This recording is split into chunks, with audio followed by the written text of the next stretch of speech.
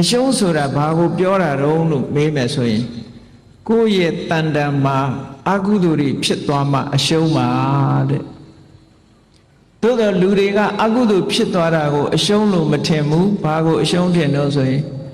ဂုံကိုထိခိုက်လို့စော်ကားခံလိုက်ရလို့ဂုံရှုံးသွားတာကိုရှုံးတယ်လို့ထင်တယ်ပစ္စည်းဥစ္စာဆုံးရှုံးသွားမှဆုံးရှုံးတယ်လို့ထင်တယ်တစုံတစ်ခုဆုံးရှုံးသွားမှဆုံးရှုံးတယ်လို့ထင်တယ်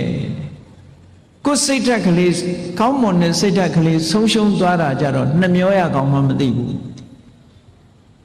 တကယ်အနှစ်သာရကကိုယ်စိတ်ဓာတ်ကလေးဆုံးရှုံးမှုကအနှစ်သာရမဆုံးရှုံးမှုကပိုတာဝန်အရေးကြီးတယ်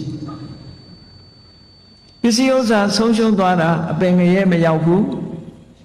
ဂုဏ်သိက္ခာတွေဆုံးရှုံးသွားတာအပင်ငရဲမရောက်ဘူးသိခံလိုက်သည့်အတွက်ကြောင့်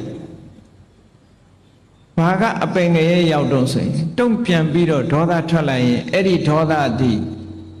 မကောင်းတဲ့ဘုံကိုအ ਨੇ ဆုံးတော့အယုတ်ဆိုးအကြည့်တန်တဲ့ဘဝကိုပို့ပေးတယ်ဒီကနေ့ခေတ်လူတွေမှာကြည့်လိုက်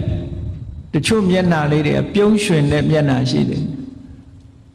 တချို့မျက်နှာတွေကပြုံးလို့မရတဲ့မျက်နှာမျိုးကြီးတွေရှိတယ်ဘာဖြစ်လို့ဟိုဘဝတော့ခဏခဏစိတ်တူခဲ့လို့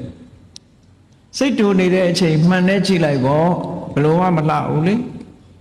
စိတ်တူနေတဲ့မျက်နှာအဲ့ဒီမျက်နှာမျိုးကြီးတွေကြီးပဲနောက်ရဆက်ပြီးတော့အဲ့ဒါကိုယ့်အတွက်ဆုံးရှုံးမှုဘဝမှာမလှမပဖြစ်တယ်လို့ဒီလိုပြောတာနော်အေးဒါကြောင့်မို့လို့ဗြဟ္မဇာလတုတ်တံမှာမြတ်စွာဘုရားကဒီလိုဟောတာထို့တူပဲ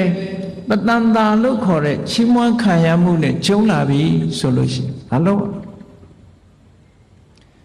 ချီးမွမ်းခံရမှုနဲ့ကျုံလာပြီဆိုလို့ရှိရင်လေဝမတာနဲ့ဘဝင်မမြင့်လိုက်နဲ့လို့ပြောညသောအပြင်လူတွေကဝမ်းသာပြီဆိုရင်လောကရန်လို့မထင်ကြဘူးအဲ့ဒါလဲလောကရန်ကိုမခံနိုင်လို့စိတ်ရဲ့လှုပ်ရှားမှုလို့ခေါ်တယ်ချီးမွမ်းခံရလို့ရှိရင်တဲ့ဝမ်းသာနေမယ်ဆိုရင်ဘာဆုံးရှုံးနိုင်တော့ဆိုလို့ရှိရင်အဲ့ဒီဝမ်းသာမှုကြောင့်ဒါလေးတွေကျင့်တတ်နေပြီးတော့ကိုယ့်ရဲ့တိုးတက်မှုအတွက်အန္တရာယ်ဖြစ်တယ်ဟော